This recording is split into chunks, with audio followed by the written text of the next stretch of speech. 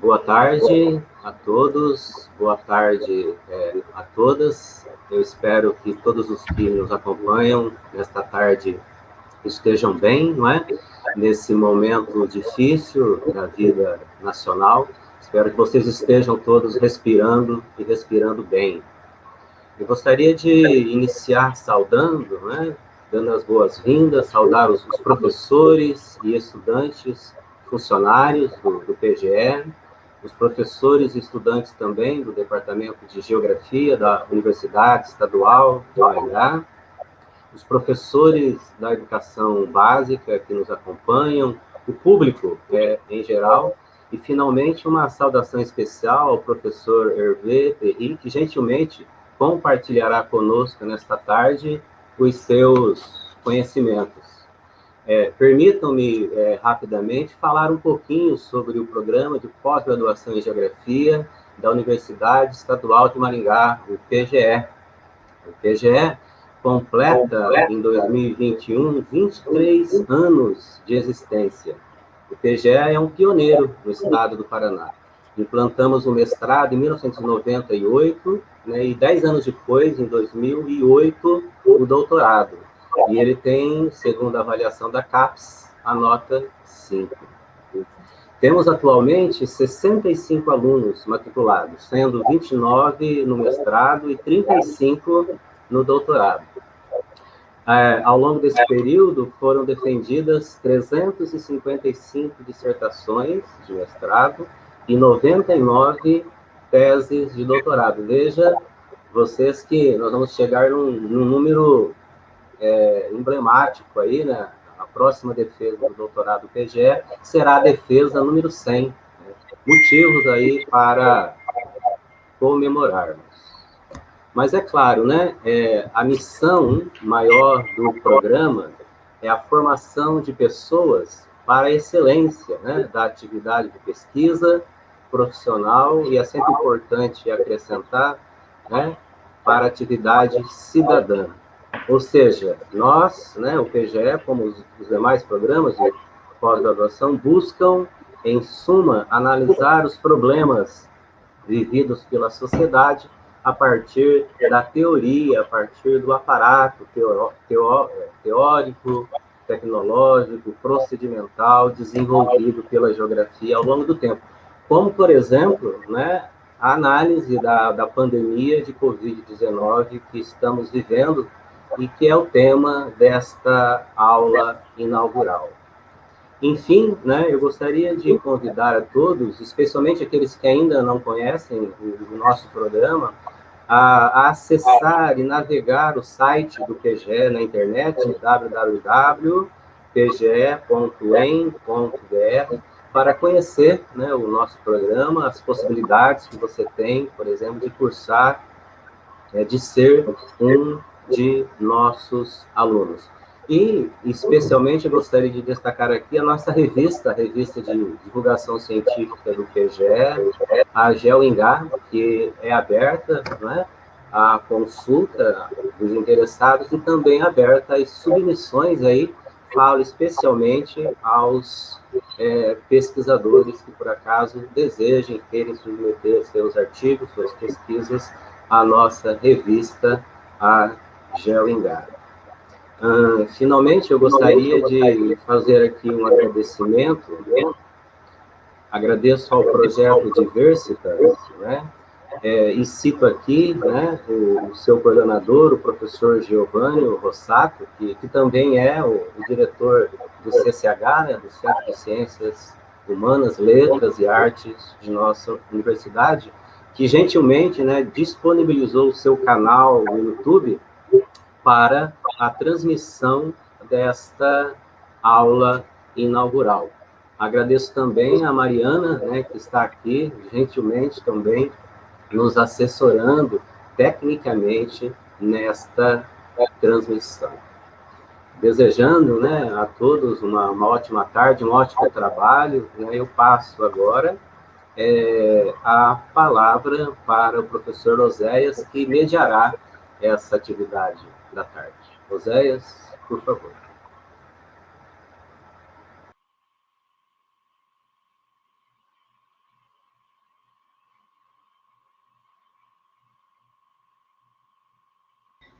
É uma satisfação, nesse momento, conversar com todos vocês.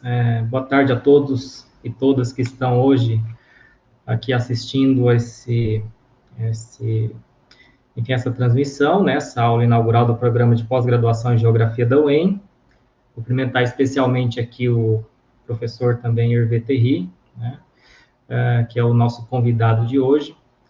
E gostaria, antes de tudo, né, antes de começar essa conversa, de lembrar a todos vocês, né, lembrarmos que nessa semana nós completamos um ano desde a confirmação do primeiro caso, né, da Covid-19 no Brasil. Né, aconteceu ali em 26 de fevereiro do ano passado. Né. Coincidentemente, né, não de forma planejada, exatamente hoje, no dia 12 de março de 2021, também completa um ano desde a confirmação do primeiro caso no estado do Paraná. Em Maringá, na semana que vem, nós teremos também um ano completando, né, um ciclo também da pandemia de Covid-19, desde o seu primeiro momento aqui na cidade de Maringá. Né? Nós estamos, claro, num momento bastante triste, como todos vocês sabem, né? Certamente, infelizmente, nós vamos aí, em alguns dias, alcançar a marca dos 300 mil mortos. E esse, exatamente, acho que temos um contexto que nos permite fazer aqui, né, uma conversa muito interessante hoje, ouvindo e aprendendo com a aula que hoje será proferida aqui. Né? Bom, o que acho que, em primeiro lugar, nós poderíamos também destacar aqui, né, é que a pandemia, claro, impactou a nossa vida em diversas áreas da vida social, né, seja nas relações pessoais, de trabalho, como vocês sabem, na vida econômica, e, claro, na ciência de maneira geral e na geografia, de modo mais específico no que nos interessa o tema de hoje. Né. Num primeiro momento, ainda talvez um pouquinho perdidos com relação às características do vírus, né, o conhecimento geográfico foi de maneira muito interessante, né, e muito intensa, mobilizada para entender a dispersão da doença e encontrar soluções não farmacológicas para sua contenção. Aqui em Maringá, né, gostaria até de registrar aqui, né, a geografia de Maringá, a geografia da UEM, esteve e continua ainda mobilizada para compreender e contribuir com a luta contra a pandemia de Covid-19. Uma esperança, claro, de que em breve a gente tenha condições de superar esse triste momento que a sociedade vive, né? A gente sabe, especialmente nós geógrafos, né, e cientistas sociais de maneira geral, que certamente teremos muito trabalho quando esse período triste, enfim, for superado. Para os geógrafos, né, que lidam com a questão da saúde, me parece que nunca foi tão interessante, tão fácil e tão didático como que nós vivemos explicar o significado daquilo que costuma se chamar de produção social da saúde, né? Incluindo aí, claro, a dimensão geográfica. O Brasil, infelizmente, ofereceu um laboratório inacreditável, né, no pior sentido, para essa compreensão, né? Então, assim, para refletir e aprender um pouquinho sobre essas e outras questões, hoje a gente vai receber, virtualmente, claro, Hervé Terry, né, para a aula inaugural do programa de pós-graduação do nosso PGE. Né? E eu passaria aqui a apresentação já do professor Hervé Terry, imagino que conhecido de uma parte de vocês, né, se não da maioria. Professor Hervé, me permita chamá-lo assim, Hervé, é graduado em História, mestre e doutor em Geografia pela Universidade de Paris I. Atualmente é professor emérito do Instituto de Altos Estudos sobre a América Latina, o IREAL. Professor emérito também do Centro Nacional de Pesquisa Científica, o CNRS, né, diríamos assim, o CNPq francês. E professor visitante da Cátedra Pierre Monbey da Universidade de São Paulo. O professor Hervé também é diretor da revista Franco-Brasileira Confins e membro do comitê editorial da revista francesa Mappemonde. O professor Hervé, dentre outras obras, é autor de Le Mot de Géographie, Dictionnaire Critique, né, em coautoria com os professores, né, e geógrafos Roger Brunet e Robert Ferrat. e também Atlas do Brasil, Disparidades e Dinâmicas do Território, né, em coautoria com a professora, também geógrafa, Nelly Aparecida de Melo Perry, né, já está aí na sua terceira edição, uma obra bastante, enfim, referenciada, né. E ainda, claro, não poderia deixar de citar, porque aprendi muito disso com o professor Hervé, né, é um dos animadores do debate sobre a teoria dos coremas no Brasil, né, não só no Brasil, mas também, enfim, no mundo. Permita acrescentar ainda, o professor Hervé foi um dos discípulos, né, do grande geógrafo Pierre Monbey, especialmente ali no âmbito do irreal, como já foi ressaltado aqui, né. Bom, para ir aqui para os finalmente, né, para mim pessoalmente é uma felicidade poder mediar essa conversa, a oportunidade me traz, claro, belas lembranças das aulas do professor Hervé durante um curso que fiz com ele no mestrado em Geografia, né, no ano de 2006, uma disciplina que, na ocasião, foi intitulada Avaliação Prospectiva e Geográfica dos Territórios, né, ofertada em conjunto, inclusive, com a professora Nelly.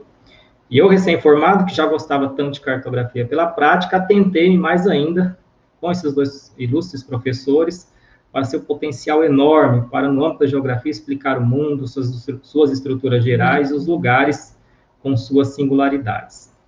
Hoje, portanto, eu tenho a felicidade de compartilhar esse espaço virtual com o professor Hervé e ter a oportunidade de, com ele, aprender um pouquinho mais, assim, claro, como todos que estão aqui, né? Aproveito ainda o meu momento de fala para convidar a todos vocês que estão agora nos assistindo via YouTube e que durante, né, a fala do professor Hervé, vocês podem formular as suas questões que podem ser apresentadas aí pelo chat mesmo do YouTube, e ao final nós vamos ter aproximadamente aí 20 minutos para dirigir ao nosso convidado. Mais uma vez, professor Hervé, quero agradecer a sua presença, né, eu pessoalmente, mas também em nome do PGE, e dizer que certamente estamos todos nós ansiosos por ouvi-lo, né? Então, quero que todos e todas aí recebam o convidado para a aula inaugural de hoje, o professor Hervé Terry. Obrigado, pessoal. Muito obrigado pela gentil apresentação. Sempre é um prazer rever, alguns anos depois, alunos que hoje são colegas.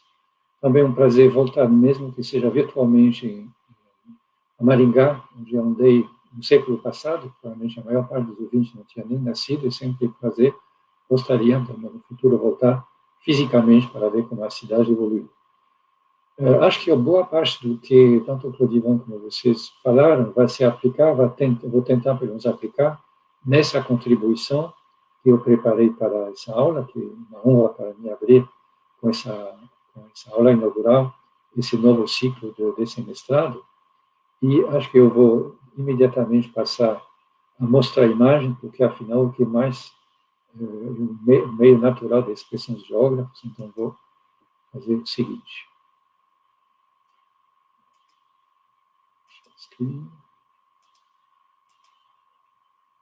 Espero que apareça. Já aparece, né?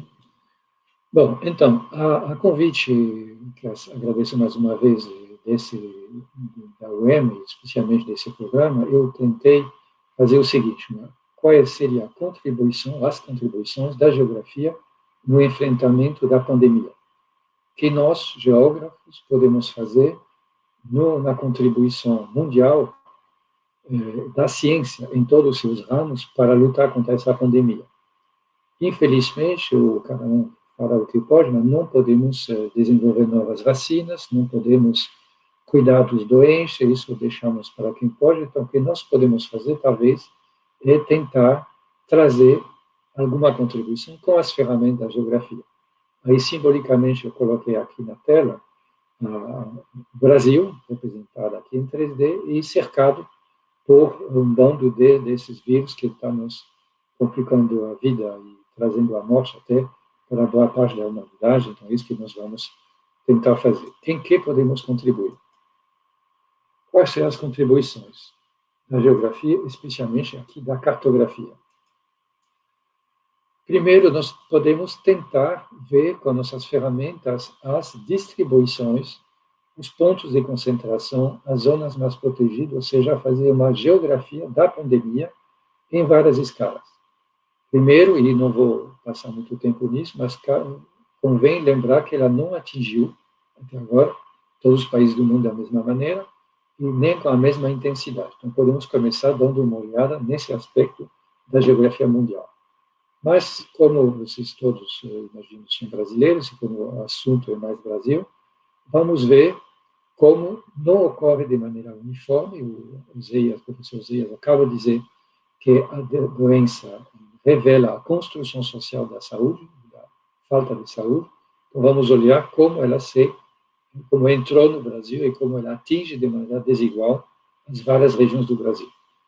E, fazendo um passo a mais, além da descrição, além da constatação, que é o primeiro passo de qualquer ciência, tem que ser feito, vamos tentar arriscar algumas considerações, ver quais podem ser os fatores explicativos, ou pelo menos as coincidências, que não são coincidências, da doença, usando mapas. Então, isso acho que é o único slide que vai ter texto. São um ou outro lá no fim. O resto todos são mapas da minha produção ou de colegas próximos, que será a nossa contribuição de geógrafo ao conhecimento e à avaliação da intensidade da doença.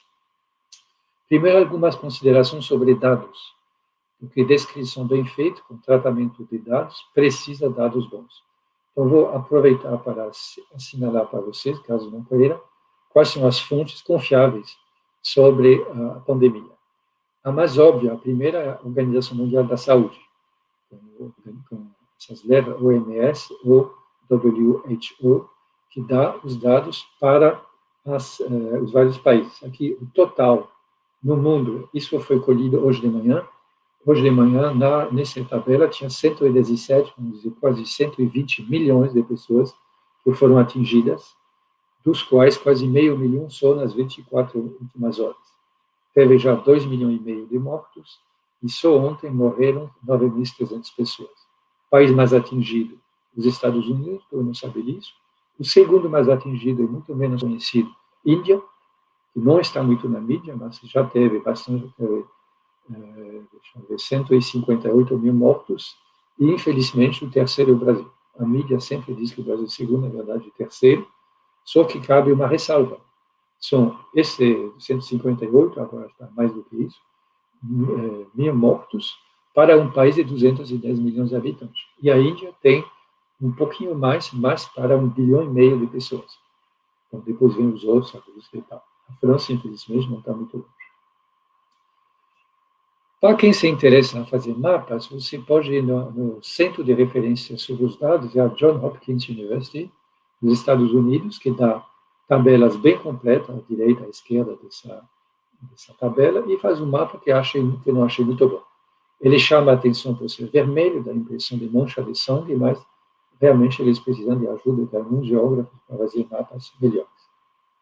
Uma fonte um pouco melhor, apesar de ser inesperada, imagino que poucos de vocês leem essa publicação, é o Financial Times, de Londres, que é uma folha, um jornal, um periódico de negócios, né, financeiro, que tem mapas um pouco melhores, que mostra a incidência no mundo, mostra bem o peso dos principais países individuais, Estados Unidos, Índia, Brasil, Irã, menos conhecido, e, infelizmente, para a região de onde eu falo agora, a União Europeia, se totalizar, é muito mais do que qualquer outro. A mesma fonte, o Financial Times, tem uma representação gráfica que eu achei muito interessante, que mostra, nesse gráfico que você vai se estendendo, desde o primeiro dia da pandemia, 9 de março do ano passado, e vai até a data de hoje, aqui, e cada país, o grupo de países, tem uma largura proporcional ao número de mortos, nesse caso. E você vê o pico na Europa primeiro, depois diminuiu, estamos com uma segunda onda bastante pesada. No Brasil começou mais tarde, mas teve um momento que era um dos países principais do mundo, desceu e está voltando de novo. Bom, não vou entrar em detalhes, você pode olhar depois se quiser, acho que eu coloquei na anterior a fonte, não coloquei, mas assim, aqui embaixo, o Financial Times. Aqui, essa mesma fonte do Financial Times permite selecionar os países que vocês querem comparar. Tudo que está cinza atrás são os países não destacados. Você pode destacar 6. Aí eu destaquei a China, onde a epidemia nasceu, mas que hoje está quase zerada. A Índia, que é em percentagem pouca coisa, como eu mencionei. A União Europeia, que subiu muito, mas que já está, felizmente, descendo bastante. Os Estados Unidos, não, isso aqui, desculpa, são os Estados Unidos. E, infelizmente, o Brasil, que só faz aumentar, e que hoje está entre os principais. Então, isso, além do fato que estou falando para um público brasileiro, que consagrei a minha carreira no Brasil, seria uma razão suficiente para se interessar pelo caso brasileiro, que é um dos mais atingidos, um país mais atingido e um caso mais interessante no mundo. Indo para o Brasil, algumas fontes que vocês podem usar, o próprio SUS dá todo dia uma tabela, isso aqui está em dia, mais do que a tabela mundial que eu mostrei, está um pouco atrasado, porque eles têm que recolher os dados do mundo inteiro, eles estão 1 ou 2 dias atrás. Isso aqui vai até ontem, 11 de março, então 75 mil novos casos em 24 horas, 11 milhões no total, e, como o professor Zéias falou, falta poucos dias para chegar a 300 mil. Cabe lembrar que, quando comecei a estudar em março do ano passado a situação mundial, eu achei um trabalho do Imperial College de Londres que fazia esse cenário. Ele fazia 3 cenários. Se não fizer nada, no Brasil teria 1 milhão de mortos. Se fizesse lockdown bem feito, poderia ser 200 mil, mas que o mais provável, com confinamento mais ou menos, seria 400 mil. Eu acho que eles tinham razão. Nos primeiros dias da epidemia, eles já tinham feito essa previsão. A fonte mais interessante, a que eu vou usar nesse trabalho, está aqui, Coronavírus Brasil, o endereço está aqui embaixo, covid.saude.gov.br, mas, na verdade, a fonte não é o governo federal, são as secretarias estaduais de saúde que fornecem os dados que são reunidos. Aqui não vou dar os dados de novo, mas é interessante, esse aqui, eu sublinhei, tem a possibilidade de baixar os dados. Se clicar aqui, aí você recupera os dados em formato de uma planilha do Excel, que permite analisar esses dados e, se quiser, mapeá-los, o que eu vou fazer agora. Interessante que, por alguns dias, essa fonte foi fechada. O governo federal quis fechar essa fonte, provavelmente para quebrar o termômetro, em vez de tentar lutar contra a febre, e em poucos dias teve uma reação tão forte das secretarias estaduais de saúde e do público e da mídia e do mundo acadêmico, eles tiveram que voltar atrás. E essa fonte continua acessível todo dia, com dados bem precisos. Por exemplo, tem gráficos de número de casos, aqui escolhi a outra, que são dos óbitos por dia e por semana. Você vê bem a primeira onda, a queda que teve depois, e como essa nova onda realmente está pesando bastante, e, ao meu ver, vai piorar com a prevalência cada vez maior da variante da Amazônia, que está entrando mundo afora, especialmente no Brasil. Tem uma pequena discriminação por estado, que mostra como o caso pior, obviamente, de São Paulo, que é o estado mais povoado do país e com concentrações elevadas de pessoal, e aqui aparecem os outros. E tem alguns mapas.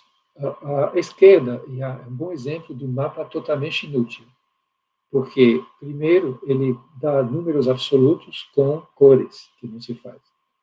2, quando começou, os estados tinham cores diferenciadas.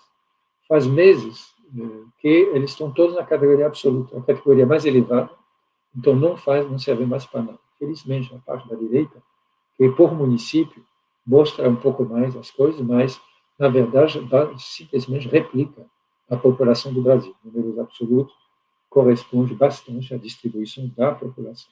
Então, tem que avançar um pouco mais, e isso que eu vou tentar fazer com vocês. Esses mapas são meus e nossos, eu trabalho com uma pequena equipe, de vez em quando.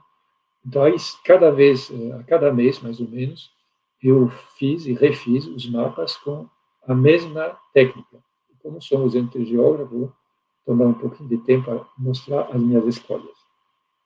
Primeiro, os números absolutos, como quem fez as minhas aulas já sabe, sempre se representam com números absolutos com círculos proporcionais, com símbolos proporcionais. Eu busquei um número de casos acumulados, 10 de abril, 10 de maio, 10 de junho, 10 de julho. Aí você vê as bolhas aumentar. No início, em abril, o Brasil teve quase um mês para se preparar para a chegada, porque era pouco. Então, São Paulo e Rio, Fortaleza, que vamos rever, Manaus. O resto desaparece. Mas você vê, infelizmente, com o passar do tempo, as bolhas vão aumentando e cada vez mais chega em julho, o município mais atingido, São Paulo, tinha 148 mil, quase 150 mil casos acumulados. Mas, além disso, resolvi fazer um mapa coropleta, pintando os polígonos, com os casos por 10 mil habitantes. No início, o Brasil está quase todo nas cores claras, com algumas exceções, curiosamente, todas na Amazônia. E vai piorando. Você vê que o que mais rapidamente é coberto na cor mais escura é a Amazônia. Isso é estranho. É a região menos povoada do país, uma população pouco numerosa, espalhada em território imenso, vivendo de maneira em cidades menores, exceto Manaus e Belém, e deveria ser a mais protegida. Nada, foi a mais atingida. Então, já tem uma coisa interessante, essa prevalência na Amazônia, que para a maior parte das pessoas foi uma surpresa. Aqui começamos a levar em conta a variação, número de casos 15 de junho e a variação no mês anterior, 15 de maio a 15 de julho. A cor, aqui, os casos acumulados, que vocês já viram, e a cor que mostra os poucos casos onde diminuiu, são pouquinhos, aumentou, e os piores. Aí você vê que tem uma região crítica que começa a aparecer aqui, na Amazônia Oriental. Inclusive regiões bastante no interior, Marabá, Parauapebas e tal. Esse cluster aqui corresponde à Serra de Carajás, onde tem concentração de população nas minas e ao redor, especialmente na cidade pobre de Parauapebas, enquanto a cidade mais rica, que está dentro da área protegida, quase não aparece. Aqui, a variação no mês seguinte. Aí aparece a mesma região, piorando bastante, mas também começa a entrar no centro-oeste, ou seja, dá a impressão que aqui a variação é limitada, nas grandes cidades, começa a decrescer até a grande cidade, mas vai progredindo ao longo desse eixo.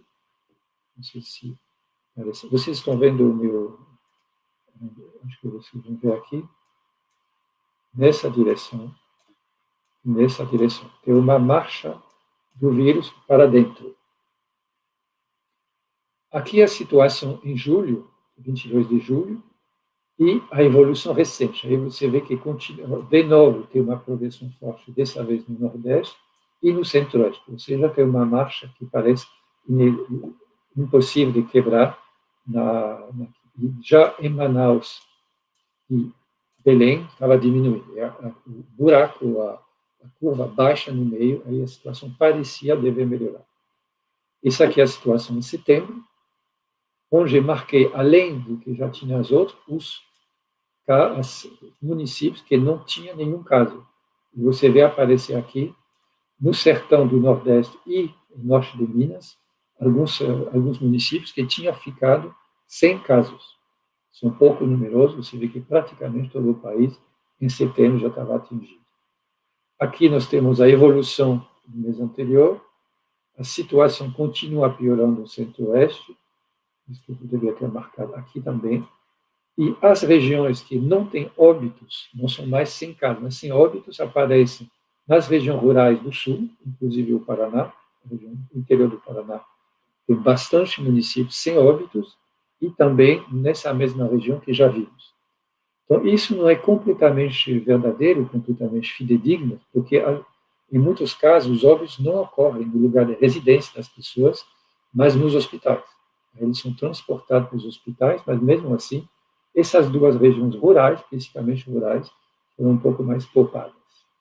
Esse aqui é o último mapa que eu fiz, é 25 de fevereiro, então, uns dias atrás, são 15 dias atrás, a situação continua ruim nas principais cidades, com o número de casos acumulados que corresponde praticamente à distribuição da população do país inteiro, e os casos continuam tendo uma zona um pouco melhor, a mesma aqui e aqui.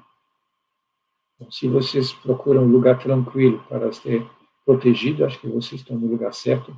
No norte do Paraná, razoavelmente protegido, acho que nem nós no Maringá deve estar aqui, a situação não é a pior do mundo. Bom, então isso é a constatação. E como eu já falei, você não pode raciocinar sobre um fenômeno que você não analisou, não descreveu, não mediu. O físico inglês Lord Rutherford, no século XIX, diz que você não pode alterar uma situação que você não evaluou.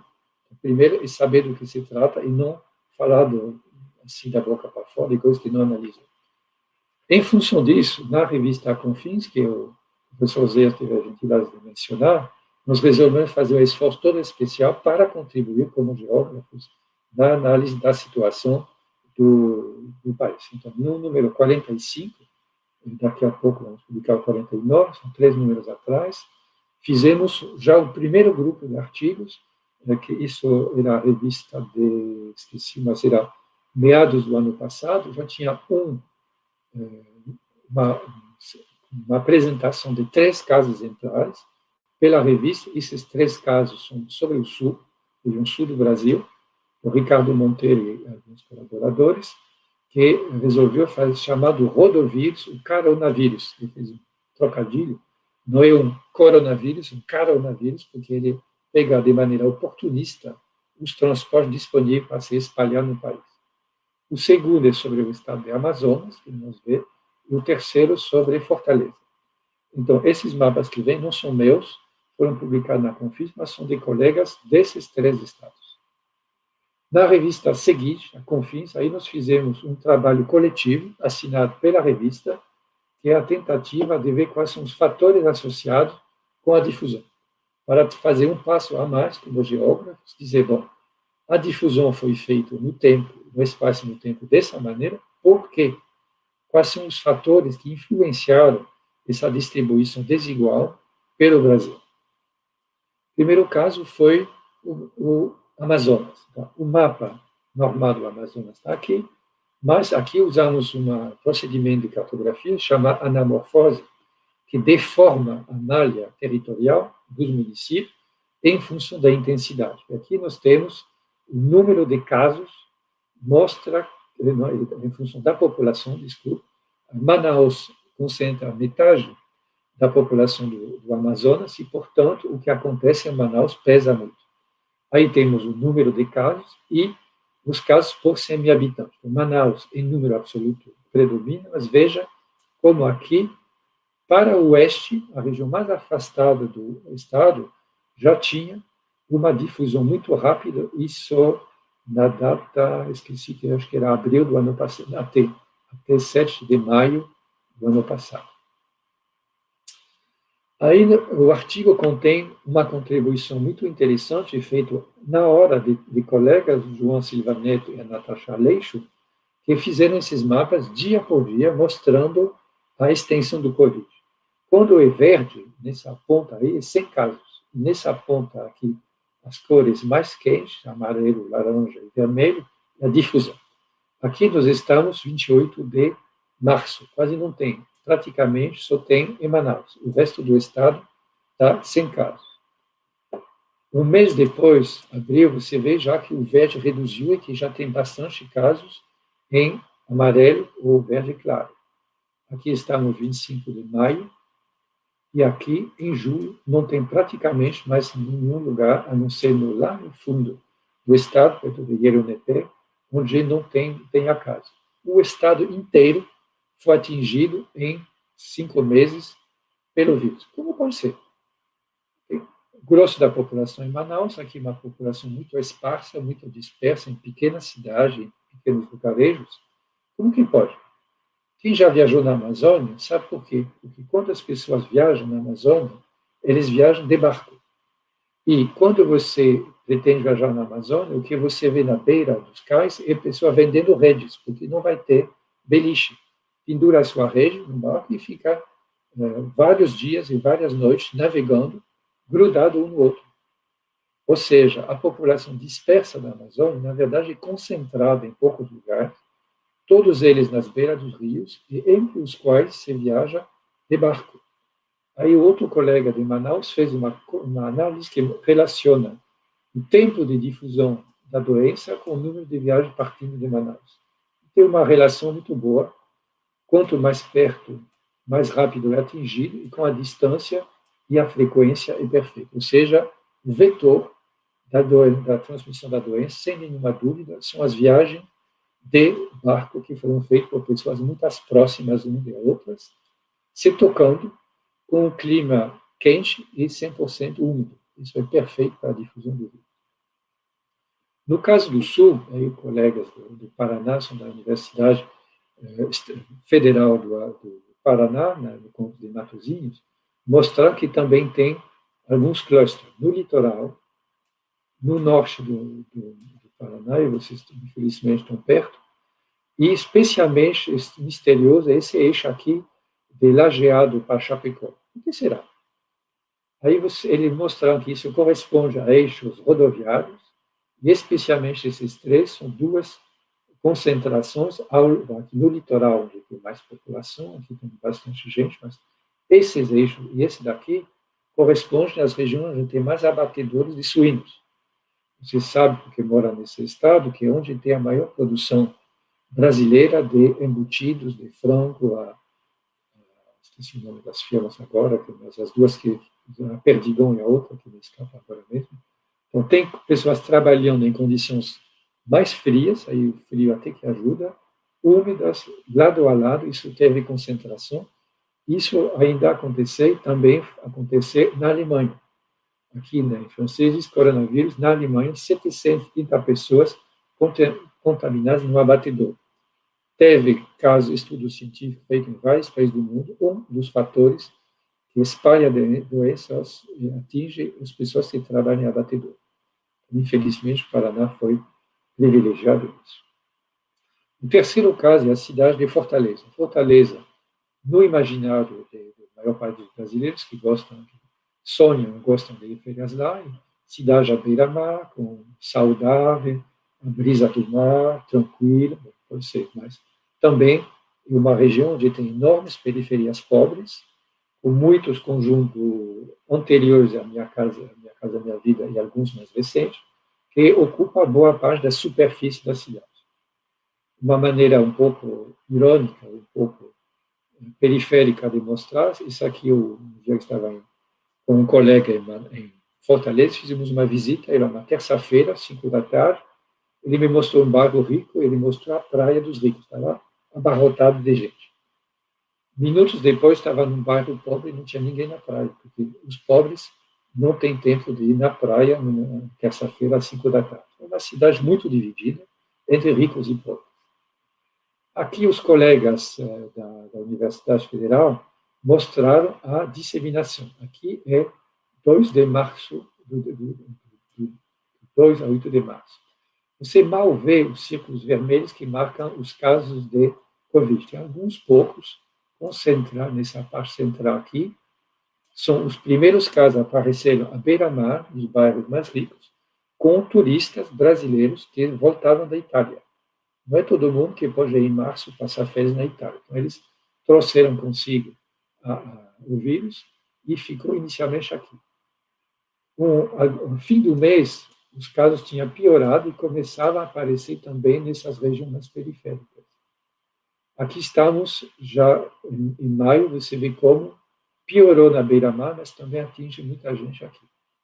E, infelizmente, quando se passa dos círculos vermelhos dos casos para os círculos pretos dos mortos, você vê que essa região central tem poucas, mas que as periféricas têm bastante. E aqui, superpondo os dois, muitos casos no centro, tudo bem, mas com poucos mortos, e nas periferias, um pouco menos casos, mas, infelizmente, regiões muito atingidas, onde morre muita gente.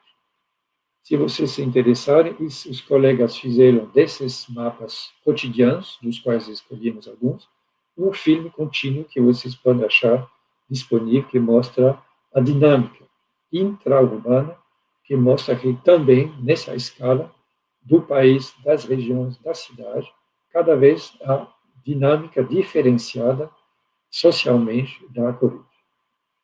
Bom, Como explicar isso? Aí nós resolvemos, e é o artigo da Confins 46, pegamos o mapa de difusão da Covid, que está aqui, e começamos a procurar com o que se parecem esses mapas.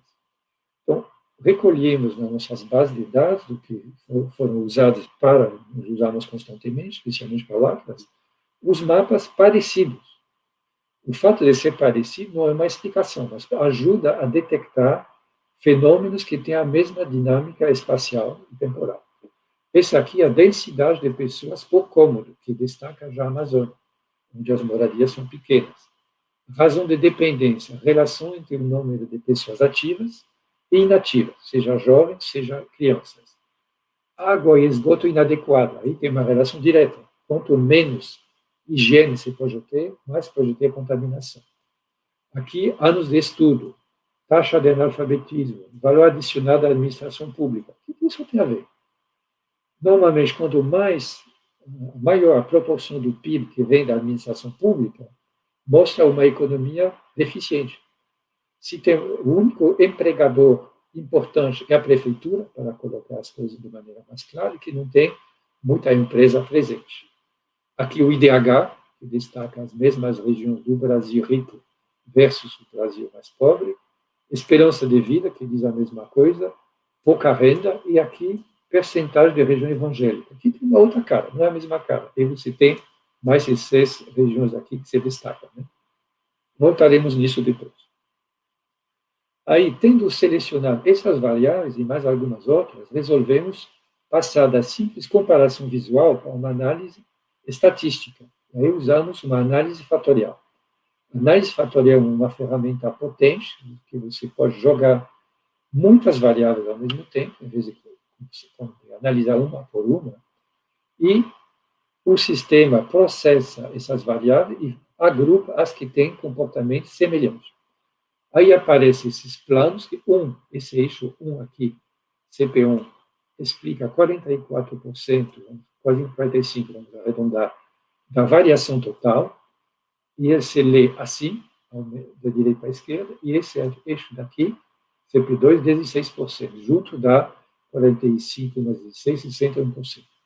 Aí aparecem grupos. O lugar onde esses grupos, essas variáveis se colocam, depende da análise. Os círculos azuis foi o que pus, porque ajudar a ler.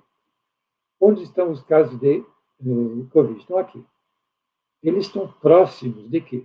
Desse grupo aí, que mostra os municípios que têm nenhuma renda, pouca renda, analfabetismo, valor elevado da administração pública, sanitários deficientes, densidade elevada e percentagem alta de pardos, em razão de dependência. Isso é claramente o Brasil mais pobre. Do outro lado, população branca, muitos anos de estudo, coleta do lixo boa, PIB elevado, esperança de vida elevada, IDH elevado, e isso aqui não lembro. Bom, então, obviamente, o Covid está mais do lado dos pobres, sem dúvida. Nesse eixo vertical, o Covid está muito perto da percentagem elevada de evangélicos e muito longe da percentagem elevada de católicos. O que é isso? Por que será? O que a religião tem a ver com a predominância da Covid? Misterioso, né? Então, vamos tentar ir mais um pouco além. Desculpa, eu vou fazer uma limpeza, porque isso aqui vai ficar sujo. Pronto. Aqui, esse mapa anterior, aqui são o eixo 1 que eu falei, que vai do menos a mais. Então, menos vai ser em azul e mais as cores quentes. Mesma coisa aqui. Então, esse azul corresponde a fatores favoráveis, o Brasil mais desenvolvido, que vocês viram já em muitos mapas, que mais ou menos tem esse limite daqui. E os círculos pretos são os números de casos até 14 de junho, de Covid, 14 de junho. Você vê que a maior parte estão no Brasil do Norte e Nordeste, com exceção de alguns pequenos casos, mas principalmente São Paulo, Rio de Janeiro e Brasília. Então, com exceção das capitais, realmente tem uma correlação forte com os fatores da pobreza. O eixo 2 eu representei de maneira diferente. Eu coloquei a cor ligada ao setor azul mais evangélico, amarelo e vermelho, mas católico. E isso depende do número de casos. Vocês estão enxergando muitas bolhas dessa cor vermelho, desculpa, amarelo e vermelho? Não. Eles estão aqui, são mal visíveis. E do lado dos evangélicos tem muitos, inclusive São Paulo e Rio. Ou seja, a correlação secundária, não principal, com os evangelhos é comprovada por essa análise. Então, isso não explica o porquê. Então, para entender o porquê, tem que ir atrás de outras coisas. O caso do Brasil é entre outros. Teve vários casos bem documentados no mundo que estabelecem uma relação entre a proporção de pessoas de fé evangélica, já e voltarei nisso depois, não estou acusando ninguém de nada, não tenho nenhuma objeção a qualquer religião que seja, cada um é livre do que quiser, mas, infelizmente, algumas características que são da religião evangélica ajudaram a expansão. No caso da Coreia, foi muito bem documentado que o foco inicial do espalhamento da doença foi a partir de uma grande reunião dos evangélicos do país inteiro, em Seul, numa outra cidade, não lembro, o Gilchinger de Jesus, esqueci a cidade, acho que Daegu. Aí a partir daí, eles se juntaram, cantaram, se abraçaram, fizeram todas as suas atividades, que eles têm toda a liberdade de fazer, infelizmente se contaminaram uns outros e voltaram para as suas regiões de origem e contaminaram muita gente. Isso aconteceu também no meu país, aqui na França, na cidade de Mulhouse, na Alsácia, teve uma grande reunião desse tipo aí, com milhares de pessoas congregadas na mesma sala, cantando, se beijando, fazer o que o seu ritual requer, e cada um voltou para a sua cidade depois, e os evangélicos, na tormenta do coronavírus, são em plena luz, desde a reunião de Mulhouse, e a comunidade ficou muito preocupada. Esse tipo de culto, vocês conhecem no Brasil, infelizmente, facilita muito a contagião. Ainda mais porque, por razões que lhes são próprias, os evangélicos, os pastores evangélicos, resolveram não respeitar o confinamento, manter os cultos, contando com a proteção divina para protegê-los, infelizmente, não deu muito certo. Bom, então isso já leva a uma coisa. Então, para terminar de chegar nessa conclusão, fizemos uma outra análise estatística que chama classificação ascendente hierárquica ou análise de cluster, que nesse caso é um pouco irônico, porque cluster é também como se chama os focos de contagião da Covid. O sistema é feito para funcionar assim, ele agrega os casos semelhantes, as unidades espaciais, ou estatísticas ou espaciais, no caso, os municípios, que têm comportamento similar para uma série de variáveis. E aqui são todas as variáveis que foram usadas, número de casos e de óbitos de Covid, que é a nossa foco, e todas as outras que mostrei, mais algumas.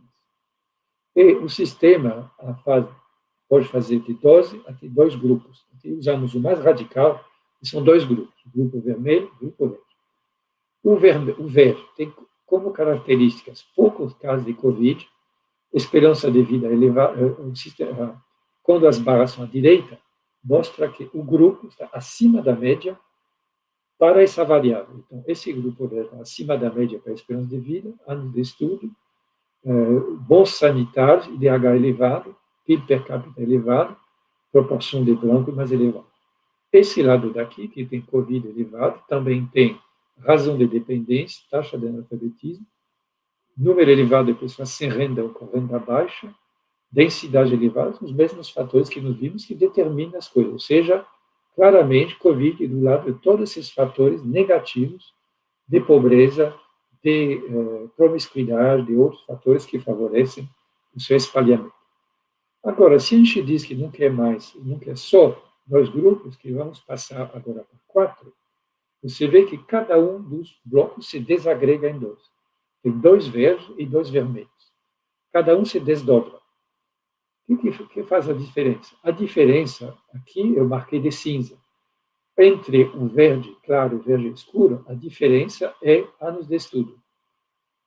Então, vocês que estudam na universidade fizeram bem, porque você vê quanto mais anos de estudo, o que leva a uma série de consequências, menos chance de estar contaminado pela Covid, porque normalmente tem um pouco mais de cuca, sabe se proteger, e tem condições materiais um pouco melhores. Mas todo o resto aqui são diferenças ligadas à religião. O verde mais claro tem mais evangélicos em 2010, 2020. E o vermelho também. Aí você vê que a parte verde se desdobra em duas. Aqui o sul-sudeste e o centro aqui do centro-oeste, a região da soja, e o resto. O resto tem maior, um pouco mais pobre, tem menos fontes de renda e também proporção um pouco mais elevada de evangélico. Mas o mais visível aqui é a norte e nordeste. O Amazônia, que está mais castigado, vimos desde o início, tem uma proporção mais elevada de evangélicos, quanto o Nordeste é muito mais católico. Então, tem relação não diretamente de causa e efeito, né? A religião não causa nenhum problema de saúde, mas leva a alguns comportamentos que são uma determinante secundária. A primeira, obviamente, é riqueza e pobreza, que leva a concluir algumas coisas. Fizemos um rápido estudo também na escala do município de São Paulo, olhando quais são as causas de mortalidade. Aí vai do alcoolismo, homicídio, esse estudo, e você vê, a gente queria ver com que se parecia a Covid. A Covid, que tem essa cara aqui, é bastante parecido com a AIDS e alcoolismo. E, infelizmente, castiga bastante a Zona Leste, que é uma das regiões mais pobres. Quanto ao centro, é mais atingido por demência senil, Alzheimer, e o sul mais por homicídios. Então, você vê que tem comportamento diferenciado, mas que mostra uma clara oposição centro-periferia. Então, fazendo o mesmo tipo de análise sobre o município de São Paulo, dois grupos.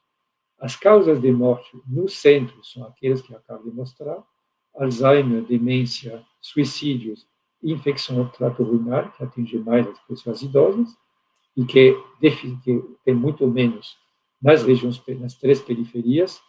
Nas periferias, o que tem é doença hipertensiva, mal definidas, o médico que faz o pós-mortem nem sabe qual a causa, AIDS, alcoolismo e tal. Então, isso é o grosso.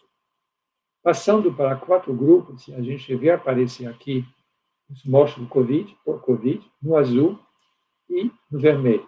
Então, você vê dentro da região central tem menos Covid, aqui especialmente, e nas regiões periféricas tem mais.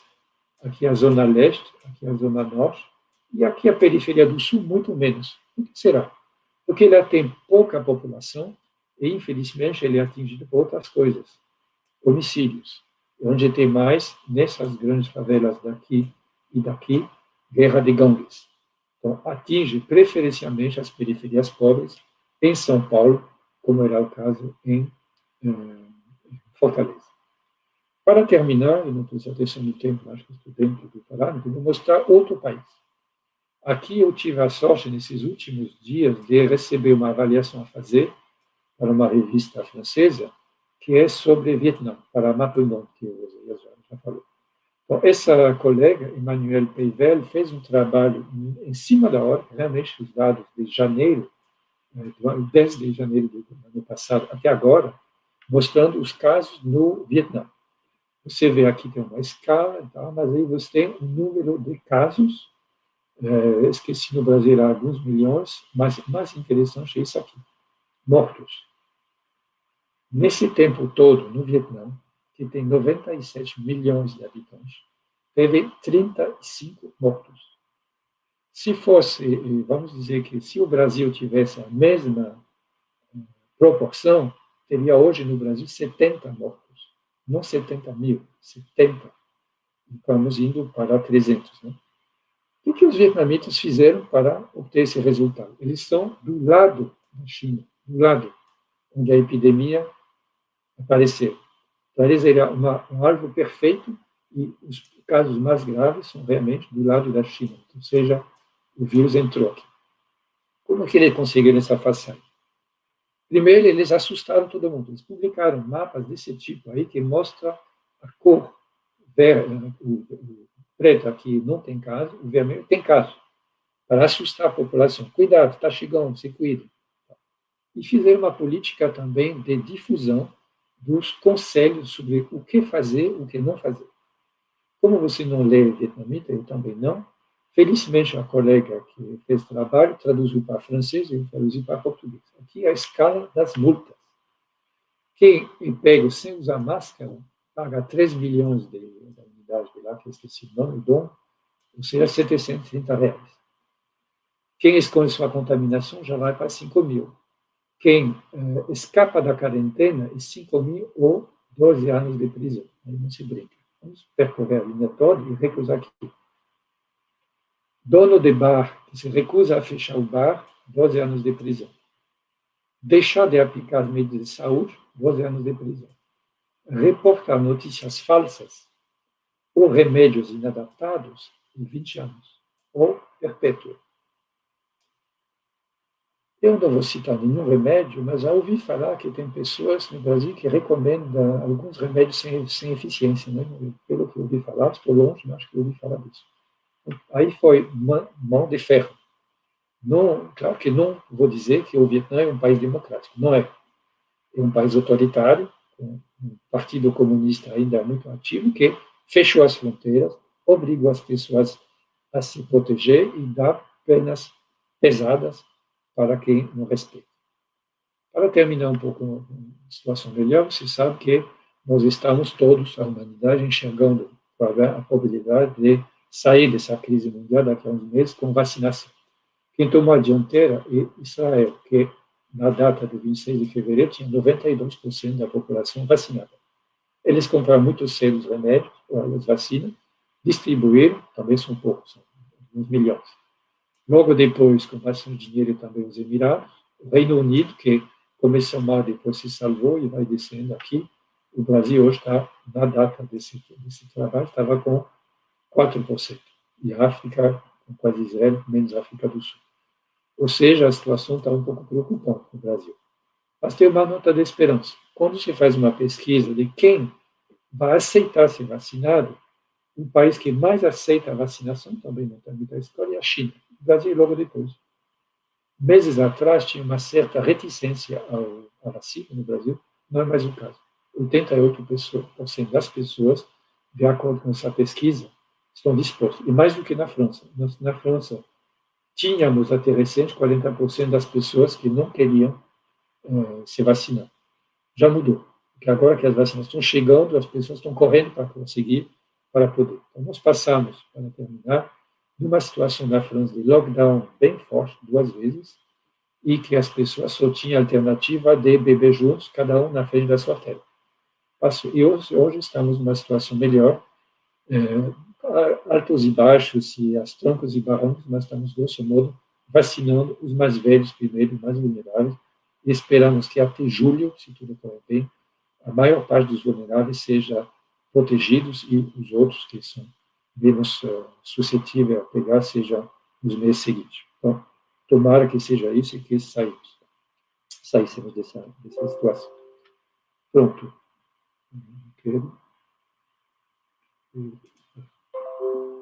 Pronto, era isso. E acho que não usei não prestei atenção no tempo, eu marquei o cronômetro, só que esqueci de deslanchar, então não sei quanto tempo levei.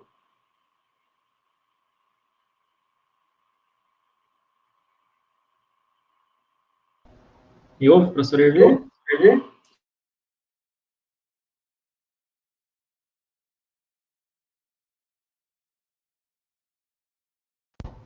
Me ouvem? Eu contribuí. Sim, estou ouvindo. Acho que só apenas a minha câmera.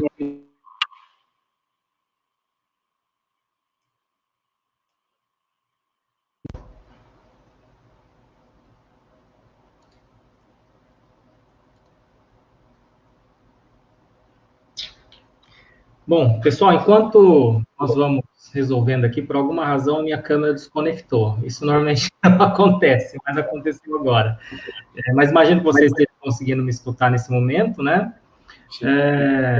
Professor Hervé, eu quero agradecer enormemente a sua aula. Eu acho que há muitas questões interessantes aí serem pensadas, né?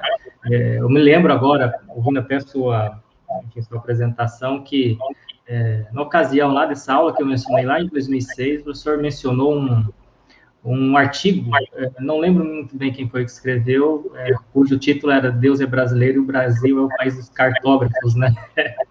Eu não me recordo. Eu lembro de dizer que o culpado sou eu, viu? Perfeito.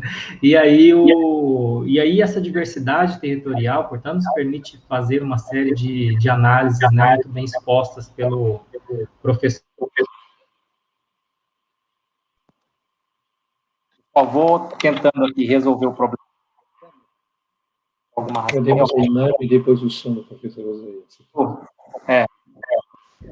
Estamos ouvindo ainda. Perfeito, perfeito. Professor, agora nós temos aqui o pessoal acompanhando via YouTube, né? Aqui, alguns colegas já colocaram algumas perguntas, né? Eu gostaria já de uns apontamentos, né, em relação a essas questões, né? O Sandro, ele, logo lá no início, ele perguntou, né, ao falar sobre a questão da Amazônia, se o grande número de casos na região norte teria a ver com infecção de comunidades indígenas que teria a imunidade mais baixa, né? E aí até apontando aqui a professora, sim, a nossa Mari está colocando ali, compartilhando as questões, né?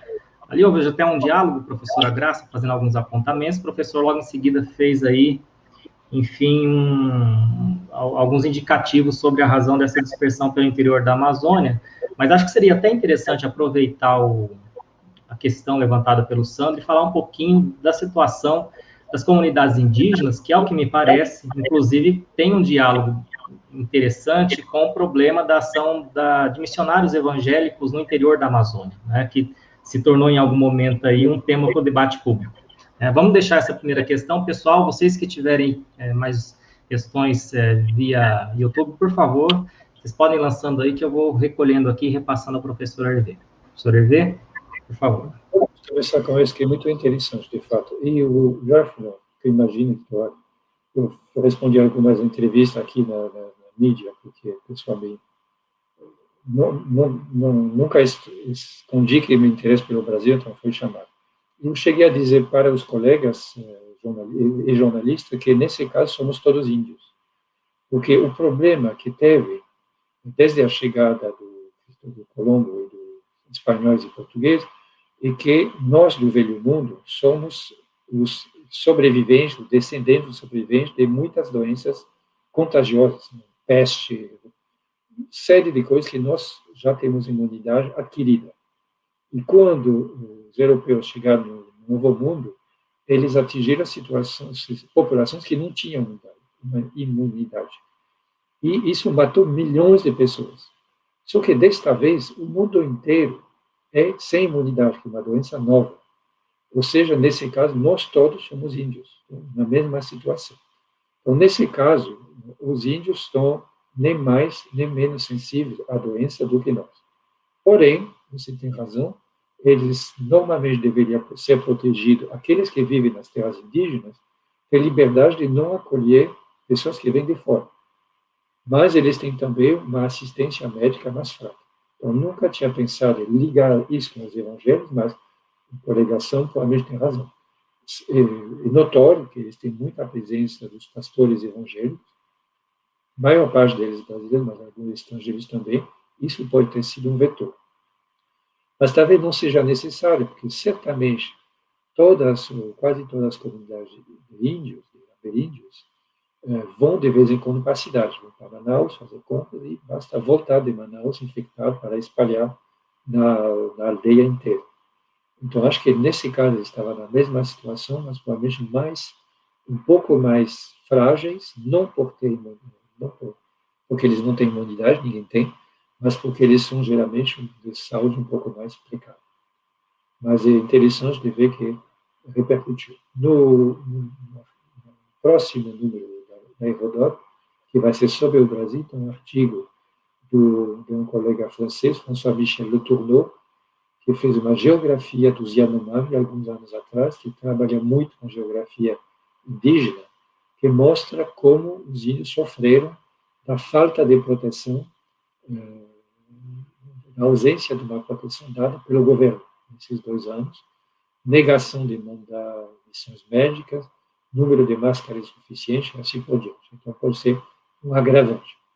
Mas acho que o pior agravante foi a circulação de barco, espalhou de uma comunidade amazônica para outra, Índia ou não, o vetor, o vírus.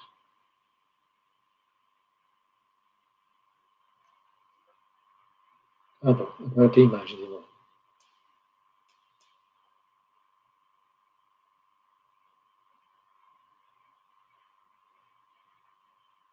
Se detectou mais alguma, eu estou também olhando rapidamente. Isso, novo, né? Ok. Deixa eu dar um abraço para o Ricardo Nogueira, colega de Manaus, que está assistindo. Eles têm audiência nacional, internacional. Nem que seja eu sou. Boa tarde, professor Ricardo Nogueira. Professor Hervé, também temos uma pergunta aqui do André de Freitas Gonçalves. Mari, eu acho que o André, né, você poderia colocar ali, isso, compartilhando. O André dá os parabéns para o professor Hervé, né, pela palestra, e pergunta se a hierarquia urbana em rede é um fator a ser considerado na explicação da distribuição da pandemia. André vai ser meu próximo doutorando. Ele entrou agora. Vai entrar. Sim, o fato que tomando a expressão que o colega Ricardo usou, que é o coronavírus, mas também coronavírus, ou seja, ele pega os eixos de circulação para se difundir, para ser carregado de carona de um para o outro. Então, a disposição assim, em cascata dos centros principais para os centros secundários, os eixos de transporte, a hierarquia urbana, é certamente um dos fatores explicativos. Ainda mais porque o vírus entrou no Brasil pelas cabeceiras, pelas cabeças da rede urbana, Rio, São Paulo e tal, porque veio com gente que tem meios financeiros suficientes para fazer turismo no exterior, na Itália, ou negócios na China, e começou pelas regiões mais ricas e foi descendo em cascata, percolando na rede urbana, hierarquia urbana, de topo para baixo, e atingiu, infelizmente, o inteiro. Então, um dos fatores que foi calculado na pesquisa do IBGE, que é a REGIC, né, mostra os fluxos de dependência do setor público e privado, mostra bem esses fluxos hierárquicos.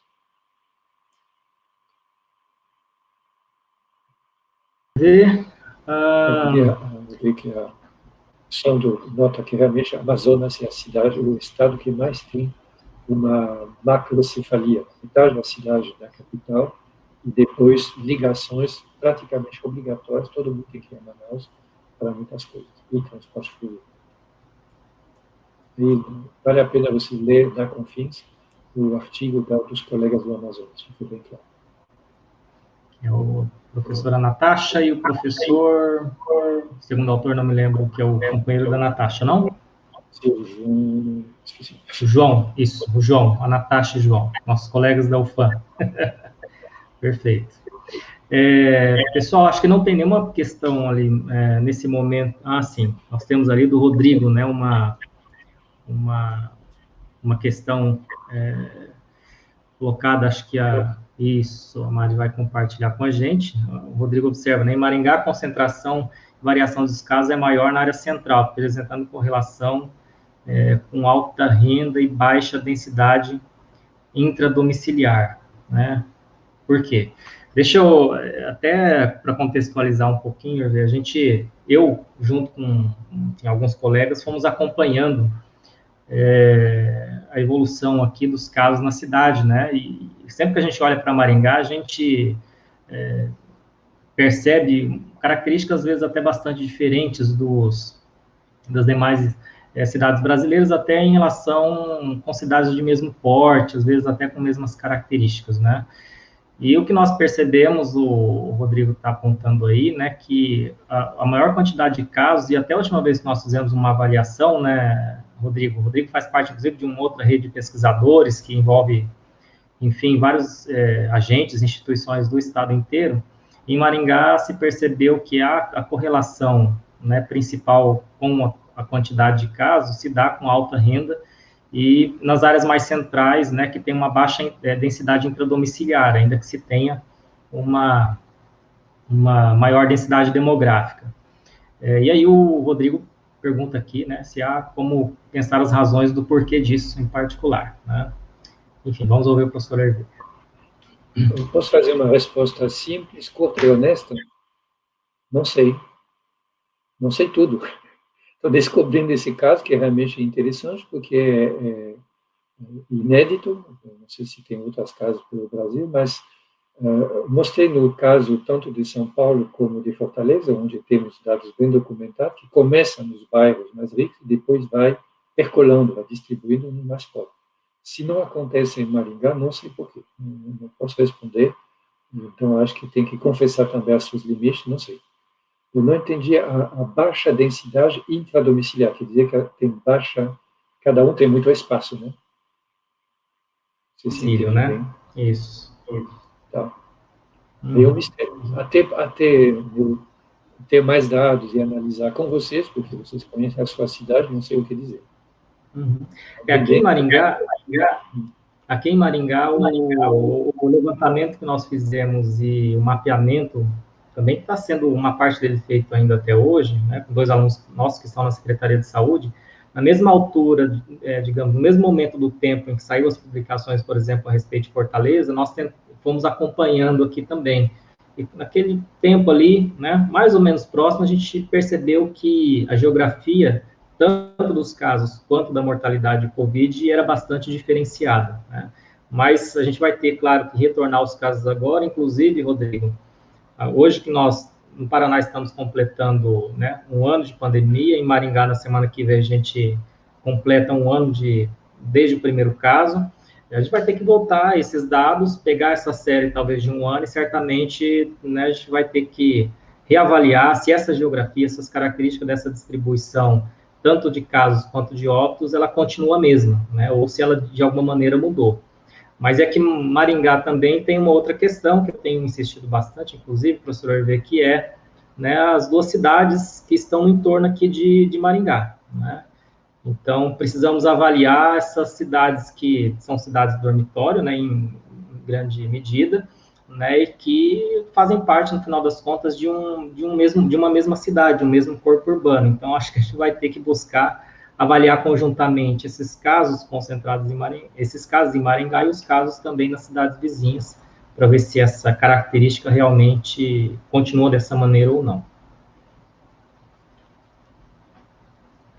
Consegue fazer rapidamente um estudo sobre isso. Nós estamos preparando para o número 50 da Confins, que vai sair em abril, maio, um dossiê sobre, temos já 8 artigos que nos foram mandados sobre o caso de Recife, sobre vários casos, sobre a dinâmica dos abatedores de suínos, as coisas. Se vocês conseguem fazer rapidamente um trabalho, nem que seja curto, por favor, mandem-nos avalharem, fazermos uma avaliação rápida, e poderia ser interessante. Se realmente se confirma, seria ainda mais interessante. É possível que seja o início. Eu ouvi a contribuição aqui da senhora Maria das Graças de Lima, que diz que o vírus chegou de avião. Sim, no Rio de Janeiro, Manaus também chegou de avião e depois se esparramou pelos barcos. Normalmente chega primeiro nas classes mais abastadas, depois vai nas outras. Pode ser que ainda não tenha acontecido, mas 1 ano depois me parece pouco provável, ou então foi, como o professor Zé acaba de dizer, foi para as cidades vizinhas. Não sei se os pobres em Maringá moram na própria município ou nos municípios vizinhos. Em qualquer caso, é um caso que vale a pena investigar. Então, não prometo que será publicado, mas será avaliado de maneira atenta, porque é um caso que, à primeira vista, parece bem interessante, e se conseguir fazer a tempo e nós avaliar a tempo, poderia entrar nesse dossiê. Mas não espalhe, tá? Normalmente o número está fechado, não fala para outras cidades. Perfeito. Não, acho que está aí feito, inclusive, né? A gente vai precisar retornar, inclusive, a essa questão, né? E reavaliar e incluir essas cidades. Talvez a gente realmente tenha outras características a serem consideradas, né? E sim, professor Hervé, respondendo sua pergunta, a população mais pobre está basicamente nessas duas cidades vizinhas, né? Há um processo, inclusive, se nós formos observar os indicadores de Maringá, grande parte dos ótimos indicadores que Maringá ostenta, inclusive, frequentemente aparece nas listas das melhores cidades para se viver, enfim, para se morar, como tendo ótimos níveis de qualidade de vida, se deve, em grande medida, que uma parte da população, a trabalhadora, especialmente, acaba tendo que se dirigir para essas duas cidades vizinhas, né? Então, certamente, aí é algo que a gente vai ter que levar em consideração nesse mapeamento dos casos. De lei, de Stefano, então, dizendo que a proporção, a priori, parece que alguns países europeus têm a mesma proporção. É verdade. Se você, na França temos 70 mil mortos, então se faz uma regra de 3, a proporção não é muito diferente do Brasil. Só com uma diferença. A população francesa e europeia é muito mais idosa. E acho que 80% a 90% dos mortos são pessoas velhas. Então, o Brasil, com uma população muito mais jovem, não deveria ter tido tantos mortos. Essa é a diferença. Isso também explica por que tem tão poucos mortos de Covid na África. A população africana é muito jovem, está em plena explosão demográfica. Então, uma das proteções, espero que continue na África, é pelo fato da juventude. As variantes que já se chamam de clássicas, depois de um ano, atingem menos os jovens. Infelizmente, a variante sul-africana, e parece a brasileira também, parece que atacam a população mais jovens. Então, o diferencial, melhor, a semelhança inexplicável na proporção de mortos vem da estrutura etária.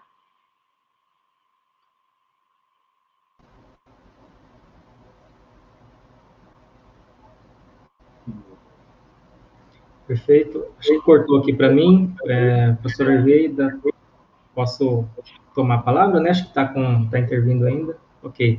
Tem algumas questões ali no nosso chat do YouTube, né? Apareceram várias aqui, às vezes fica um pouquinho difícil de acompanhar, mas vamos lá. Tem uma questão ali da Maite Hit, né? Que acho que é uma das últimas questões, se precisar a gente volta ali nas anteriores ainda. Um dos argumentos utilizados pelos evangélicos para justificar suas reuniões são de que os jovens se reúnem com frequência, né? A propagação a partir dessas reuniões não aparece no estudo. Por quê? Enfim, vamos lá, professor. O reino do evangélico já mencionei. O reino de jovens foi mencionado em vários casos aqui na França, entre outros, porque jovens, estudantes e outros são mais rebeldes e mais ou menos se recusaram a aceitar o lockdown, fazem festas clandestinas e nada acontece, aparentemente.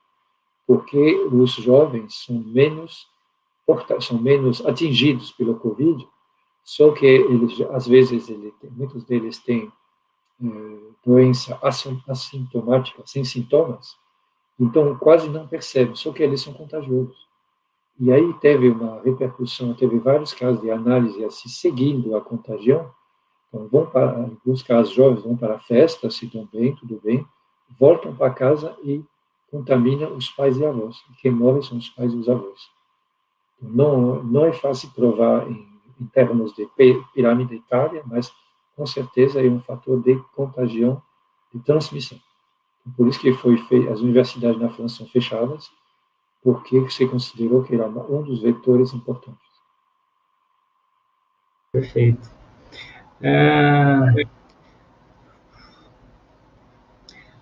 Deixa-me ver aqui. Juliana, talvez. Juliana, isso. Estamos a mesma. Para a cidade da França, em relação à produção científica, da geografia. Então, temos uma mobilização bastante grande dos geógrafos.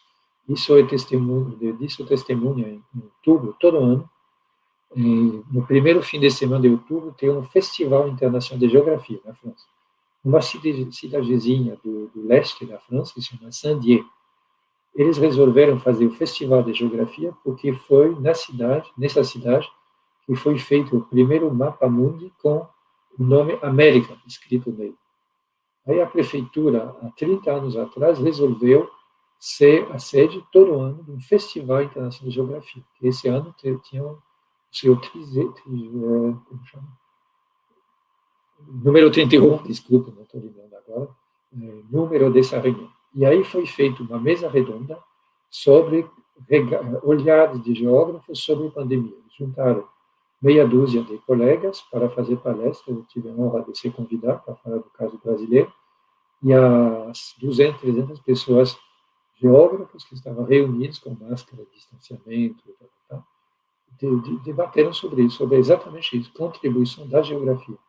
A maior parte das revistas geográficas francesas tem trabalhos, os geógrafos entraram nessas pesquisas, ainda não se vê muito, porque, infelizmente, o processo de checagem, de peer review, de análise, de pareceres, faz com que demore, e uma das razões que eu fundei a Confins, com a minha colega e esposa, e para ter um processo mais rápido. A publicação da Confins, entre chegada do manuscrito e publicação, tem em média 8 meses. Das revistas mais clássicas, pode ser até 2 anos, isso é um pouco tarde. Atualmente, boa parte do trabalho ainda é para ser publicado. Mas acho que boa parte dos geógrafos tiveram o mesmo reflexo que eu tive, e que os meus alunos e colegas tiveram. O que podemos fazer? Então, vamos fazer uma análise geográfica da maneira com que a doença se espalhou Brasil afora e mundo afora. Nós temos já 20 minutos, né, de conversa. Eu gostaria só de fazer apenas mais 2 perguntas, uma que ainda está lá pendente no chat, né, e uma outra que se conecta, inclusive, com o que o professor acabou de dizer sobre a questão dessa produção acadêmica, né. A primeira é a do Clayton Bossoni, que está um pouquinho atrás das anteriores, né, que acho que não sei se a Mari, você consegue encontrar isso, por favor. No mapa mostrado sobre Rio Grande do Sul e Santa Catarina, o vírus está atrelado às cidades turísticas ou por se tratarem... Desculpe, o vírus está atrelado às cidades turísticas ou por se tratarem de algumas cidades maiores, concentram os casos para tratamento em hospitais de referência da região? Acho que essa é uma questão, e aí eu gostaria já de aproveitar e já também, professor, colocar para a gente poder ir para o encerramento, né? Acho que a Mari pode deixar a pergunta aí do Cleiton, né, que se precisar o professor Hervé já retoma também, mas aproveitar para a gente poder ir para a pergunta final, e perguntar, professor, nós tivemos uma produção acadêmica muito acelerada, isso não só no campo da geografia, nesse 1 ano, né, mas em todas as áreas do conhecimento. E houve uma preocupação, acho que legítima, por uma parte da comunidade científica, de que, talvez especialmente no campo da análise social, no qual se encontra, inclusive, a geografia, né, se algumas dessas análises não estavam sendo feitas de maneira apressada e que a atenção demasiada dada ao tema poderia representar um prejuízo para algumas outras áreas do conhecimento, isso em várias questões, né, inclusive a destinação de recursos para pesquisa. Eu gostaria de ouvi-lo um pouquinho também a respeito disso, né, para a gente poder, enfim, fechar a conversa de hoje. É isso. Respondendo o Cleiton, de fato, tem uma correlação frequente entre o tamanho da cidade, da sua população, foi o que eu respondi para o André, e o número de mortos. Reforçado pelo fato também que, quando é um caso grave, os doentes são transferidos para hospitais maiores, e muitas vezes, não sei como é no Brasil, mas na França, você declara a morte na cidade onde ocorreu. Por isso que, provavelmente, tem alguns municípios que não têm nenhum morto, porque as pessoas originárias daí foram levadas e morreram nos hospitais regionais. Relação com cidade turística, não sei se é por ser turísticas, no caso acho que no caso do Rio Grande do Sul, Santa Catarina, as cidades turísticas litorais são também as maiores, porque pode ser também contaminação das praias. Quando eu acompanho a imprensa brasileira pela internet, né, eu vejo fotos de praias no Brasil, dá medo, né, da concentração de pessoas lado a lado. Isso, quem faz isso está tomando risco.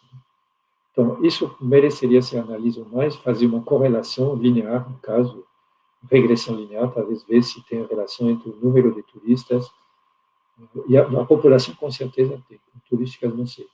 Os colegas que fizeram um artigo que já mencionei, viram 3 eixos. Um deles é o eixo litoral, de fato, mas o outro é mais relacionado, como eu já mencionei, com os abatedouros, né? E aquele do norte do Paraná, não sei. Então, assim, caberia também a vocês analisar o porquê. Uma região mais povoada que o interior, a parte central do Paraná, mas não tenho todas as respostas. Eu acho que cada um pode contribuir. Ou seja, a geografia está fazendo o seu papel, no que analisa os dados, vai nas fontes, analisa os dados, tenta mapeá-los, tenta ir do mapa que mostra as coisas, a explicação que estão por trás. Faz parte do esforço. Aliás, podemos aproveitar para fazer levar em conta o fato que a comunidade científica se mobilizou.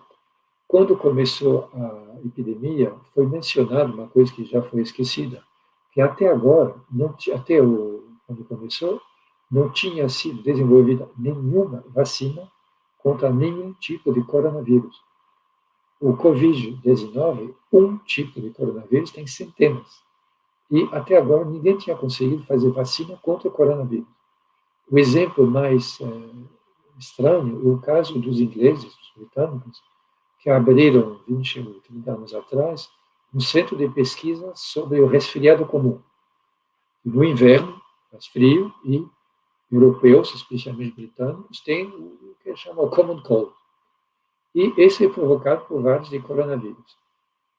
Investiram pesado para resolver, porque muita gente está com esse resfriado, perde dias de trabalho, custa caro, então fizeram esse centro. E depois de 20 anos fecharam o centro, porque não conseguiram achar nenhum remédio e nenhuma vacina contra o coronavírus. Quando surgiu essa ameaça do Covid-19, do SARS-2, que criou a doença chamada Covid-19, todo mundo ficou estarrecido. Meu Deus, vamos ter que inventar. Não tem nenhum. E, em média, leva 10 anos. Não só foi achado a vacina, várias deles, 6 ou 7. Então, hoje, na França, entrou hoje o 4º tipo de vírus, de vacina, que vai ser disponível, a da Johnson & Johnson daqui a pouco. Em um ano, se conseguiu fazer vacinas sobre um coronavírus que não tinha tido nenhum até agora. Ou seja, os colegas da biologia, da epidemiologia, das ciências biológicas fizeram uma façanha. Tem gente que resmunga, os franceses são campeões mundiais da resmungação. Não tem máscara. Depois máscara entra, mas ninguém diz, que bom que tem máscara. Não tem vacina, agora tem vacina. Resmungar porque não tem vacina suficiente, ou porque não saiu. Quem assiste à televisão francesa, ele arranca os cabelos, porque a notícia é dada e imediatamente o microfone é empurrado para quem critica o governo. Então, se fosse no Vietnã, acho que teria muita gente na cadeia. Bom, mas vale a pena querer mais sucesso, querer mais efeito, mas o fato é que a comunidade científica se mobilizou com eficiência e compartilha os dados. Os chineses deram imediatamente acesso ao genoma de todos os casos conhecidos em Wuhan. E teve uma colaboração muito boa na comunidade científica. Das firmas é outra coisa, porque eles são concorrentes um do outro, mas mesmo assim tem colaboração. A firma francesa Sanofi não conseguiu fazer um vírus de tipo clássico, tipo Pasteur, então saiu da concorrência e agora está fabricando a vacina dos outros. Ou seja, colocar a sua potência de produção, que tem fábricas grandes, para produzir, não sei mais do qual dele, acho que do AstraZeneca, se não me engano, e tem uma mobilização boa. Teve casos também emblemáticos, um pouco ridículos, mas tocantes. Toda a indústria de perfume da França, que é muito grande, parou de produzir perfumes para produzir gel, hidrogel. Os fabricantes de vinho, de álcool, também começaram a destilar parte certamente nos melhores, mas e produtores de açúcar também, começaram a produzir milhões de litros de álcool e mandaram para as fábricas de perfume para fazer hidrogel. E você achava nos hospitais doações da Dior, da Givenchy, todas as marcas que você de perfume, a única coisa que ele fazia, eles colocavam na garrafa marcado com os nomes deles, que era uma doação. Então, teve uma mobilização muito grande para fazer máscara, para fazer hidrogel, para começar a pesquisar. Então, foi uma mobilização bem forte no caso, realmente, de faca na garganta, né? Todo mundo estava ansioso de ter máscaras de hidrogel e de rezar para ser a vacina. E a vacina saiu, e saiu em várias modalidades que vão atender vários grupos da população. Então, quando esse episódio terminar, acho que poderíamos olhar para trás, teve episódios vergonhosos, episódios trágicos, mas teve também algumas coisas boas que a humanidade como um todo, e a comunidade científica especialmente, se mobilizou para resolver esse problema grave que matou milhões de pessoas. Você mencionou, Zéias, que eu sou graduado originalmente em História, mas depois eu mudei e me graduei também em Geografia. Né? Passei a ser geógrafo de verdade.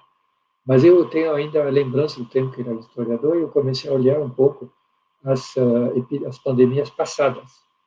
A gripe dita espanhola do fim da Primeira Guerra Mundial matou 50 milhões de pessoas. E a peste do século XIII matou 1/3 da população europeia.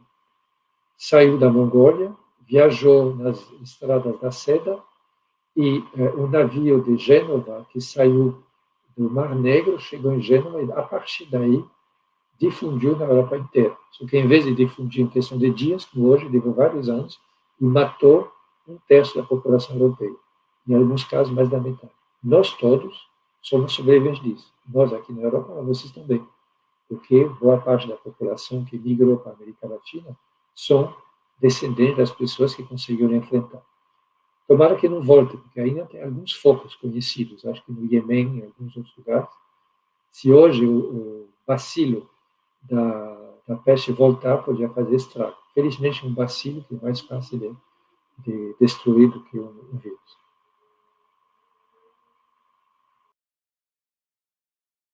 Então, uma coisa que me passou pela cabeça, num dos programas que eu participei, da France Culture e também depois em Saint-Dié, eu ouvi um colega, especialista disso, que diz, por que não se deve mexer com as florestas primárias, especiais da África? Diz que dentro das matas primárias da África, das matas primárias da África, já saiu AIDS, já saiu Ebola, e é o processo de pessoas comerem carne de macaco. Ele passa do macaco, que tem 98% o mesmo genoma dos humanos, e fez o estrago que fez AIDS, o Ebola. Aí, à medida que ele dizia, a receita é o quê? Um país que tem matas primárias grandes, pessoas que entram na mata para desmatar, que circulam bastante dentro do país, que comem carne de caça e que têm doença fraca. Quanto mais eu via ele, eu dizia, mas ele está falando do Brasil. Mata primária é a maior do mundo, pessoas que entram para desmatar na Amazônia não faltam, e lá dentro desse reservatório extraordinário de biodiversidade, tem também algumas coisas bem ruins nos esperando. Alguns anos atrás, estava em Manaus, a cidade do Ricardo Nogueira, que você assiste, e eu soube que uns dias antes, no centro de luta na selva, infantaria de selva, tinha voltado de uma patrulha na selva, que é um grupo de soldados, que tinha que sobreviver usando recursos locais, ou seja, caçavam. Voltaram, esse grupo tinha um oficial, 3 suboficiais e uns 20 soldados. Eles, quando voltaram e começaram a se sentir mal, foram hospitalizados e morreram todos. A letalidade do Covid é 2%. E não sei o que eles pegaram lá dentro, mas aí a letalidade era 100%. Felizmente, se extinguiu com eles. Né? Mas quer dizer que lá dentro tem esse pelo menos, ninguém sabe qual era o veículo, se era vírus, se era bactéria, o que era, mas, entre outras boas razões de não desmatar a Amazônia, é que certamente é um reservatório de algumas doenças bem ruins que nós estamos esperando aí. Ele menciona, né, exatamente, retrata a situação bastante peculiar do Brasil, e nesse caso a gente ouviu, inclusive, muito falar, né, que uma das razões pelas quais o Covid era muito perigoso dizia respeito à sua velocidade de transmissão e ao seu grau de letalidade. Fazia exatamente isso, né, como ele não leva a pessoa contaminada ao óbito muito rapidamente, então isso faz com que, até se manifestar os sintomas, as pessoas continuem passando sem saber necessariamente que estejam contaminadas, né? Em doenças que atingem com maior letalidade, com maior velocidade, enfim, o hospedeiro, a transmissão acaba sendo prejudicada. Então, tem combinações de variáveis aí que fazem com que a Covid se espalhe com muito mais rapidez. E só gostaria de acrescentar aqui também, professor Hervé, né, a sua memória aí em relação rememoração, né, em relação aos eventos de saúde, os eventos pandêmicos que a gente teve ao longo da história, né, mostra o quanto que, nesse momento, a mobilização da comunidade científica e o desenvolvimento técnico, tal qual nós temos hoje, foi essencial para que a gente não tivesse, talvez, uma catástrofe maior ainda, né? E eu não estou falando nem só do remédio ou da vacina, né? Estou falando, inclusive, das medidas não farmacológicas, como se chama, né?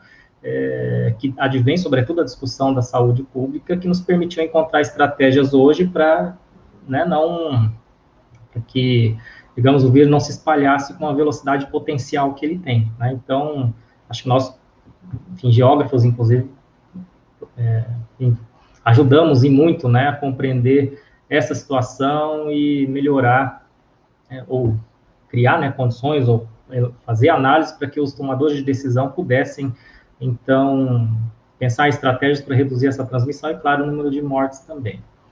Pessoal, sei que a nossa conversa aqui está muito interessante, a fala do professor Hervé também da mesma forma, né, mas dado aqui o adiantado da hora, eu gostaria, né, professor Hervé, de agradecer aqui a sua participação, a sua intervenção, aprendemos muito hoje. Gostaria só, antes de encerrar, né, estava me esquecendo disso, de mencionar a questão do norte do Paraná, é um outro frigorífico ali também. Nós, inclusive, publicamos um artigo no meio do ano, né, quando analisamos a dispersão no estado do Paraná, as razões da gente ter um surto ali na região de Paranavaí, naquela região onde tem vários casos concentrados, tem a ver com a existência de um frigorífico lá também. A partir de lá, os casos começaram a acontecer com muito maior velocidade na cidade, né? Então, é o mesmo caso ali da região do interior do Rio Grande do Sul e oeste do estado de Santa Catarina, né?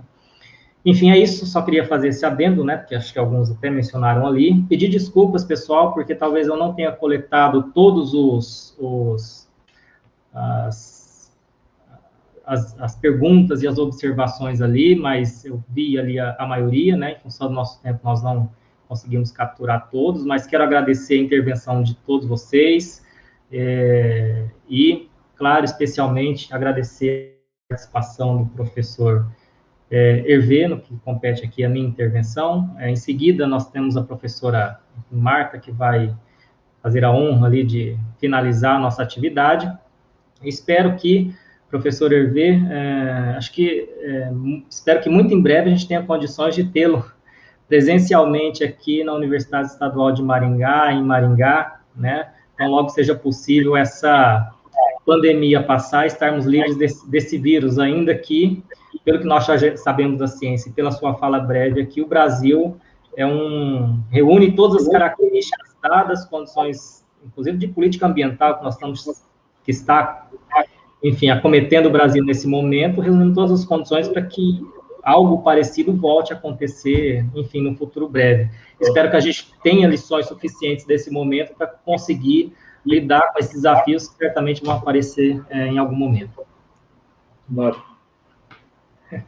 Então, muito obrigado, professor Hervé. Eu acho que a Marta ali vai fazer o encerramento, então eu encerro aqui a minha intervenção, agradecendo a presença do professor Hervé e também de todos. Obrigado, Marta. Eu acho, Mari, você pode nos compartilhar aí para o pessoal, a todos, né? Não sei se o professor Claudivan está ali, não sei se Marta vai tomar a palavra, né? Mas é isso. Obrigado, pessoal. Agradeço muito a oportunidade. Bom, primeiramente, eu gostaria de pedir para os participantes assinarem a presença no link. Foi disponibilizado, né, novamente, e essa palestra terá emissão de certificado, né? Então, é necessário ser feito agora, ainda que estamos ao vivo. Bom, o colega Oséias já agradeceu colega Claudivan, né, nosso coordenador, fez a abertura do evento. Nós nos sentimos muito honrados e agraciados, né, com o aceite do convite, né, o convite aceito pelo professor Ervi, a temática tão, né, necessária, tão emergente, a forma de abordagem, né, que nos enriqueceu bastante. Creio que esse material será revisitado por várias pessoas, né, e novos também irão aí buscar, né, as informações. Disponibilizou o seu tempo para estar aqui conosco nessa aula inaugural. E aproveitando, gostaria de dar as boas-vindas, né, para os novos ingressantes no programa de pós-graduação em Geografia, tanto do mestrado como do doutorado, os alunos egressos, que eu pude ver ali vários no site, os docentes também vários, a comunidade geográfica da UEM, de outros locais, do projeto Diversitas, que criou também essa possibilidade, né? Então, essa rede que foi formada. Ao colega Oséias, né, que nos mediou, já com o tema que ele tem se debruçado, e agora mais especial nessa questão da pandemia, ali auxiliando na Secretaria Municipal, aqui de Maringá, com seus alunos, né, com os nossos alunos. Então, foi também uma participação muito importante. E a todos, né, que participaram ali no chat. E, mais uma vez, eu agradeço, em nome do professor Claudivan, né, também aos nossos técnicos que têm nos auxiliado, e coloco também um projeto, né, Diversitas, senão não seria possível estarmos aqui. E hoje, coordenado pelo professor Giovanni Rossato, que o nosso colega Claudivan já falou no início, mas agora eu quero chamar a Mari para ela aparecer um pouquinho, né? Nossa, ficou escondida aí durante todo o tempo. A Mari é uma aluna nossa da UEM do Direito. Mari, bem-vinda aqui ao público e muito obrigada pelo seu auxílio. Olá, obrigada, boa tarde a todos. Eu gostaria de dizer que é uma honra estar aqui, ajudando na participação do evento, auxiliando. Eu gostaria mesmo de agradecer, porque mesmo ajudando, eu estou aprendendo. Ok. Que bom, né, que esse evento pôde ser uma ponte também com áreas afins. Nós é que agradecemos, né, todos que se envolveram. Então, desejo a todos um bom final de semana. Sim.